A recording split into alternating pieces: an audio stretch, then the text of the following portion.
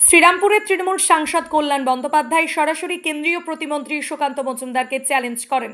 আজ জগৎবল্লভপুরে একটি বিজয় সম্মেলনের অনুষ্ঠানের মঞ্চ থেকে খোলাখুলি চ্যালেঞ্জ করেন।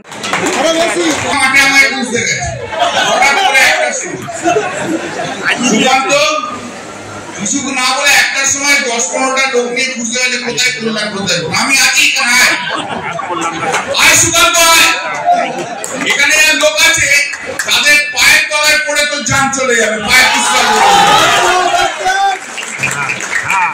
বিজেপি বাপের লোক নিয়ে বলা দেখে যাবে বিজেপির ক্ষমতা কল্যাণ দেখে।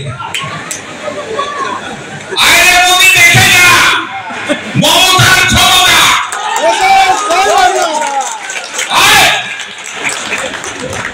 আসুক না সিআইএসএফ সিআরপিএফ ছেড়ে দেওয়া হয় কোথায় যাবে?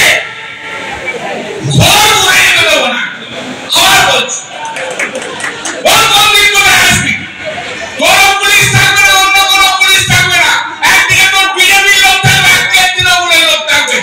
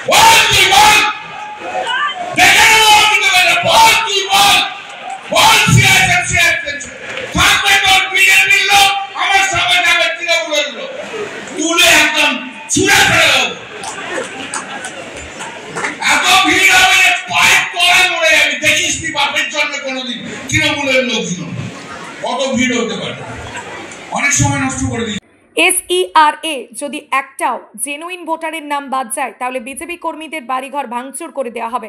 আক্রমণাত্মক ভূমিকায় দলীয় কর্মীদের এমনই বার্তা দিলেন হাওড়ার সদরের তৃণমূল যুব সভাপতি কৈলাস মিশ্র। হাওড়ার জগৎবল্লভপুর বিধানসভা কেন্দ্রের দলের একটি বিজয় সম্মেলনীতে এসে মঞ্চ থেকে হুঁশিয়ারি দেন কৈলাস। তিনি বলেন 2026-এর নির্বাচনে জামানত জব্দ হবে বিজেপির। আপনারা দেখছেন আনন্দ বাংলার সবার আগে।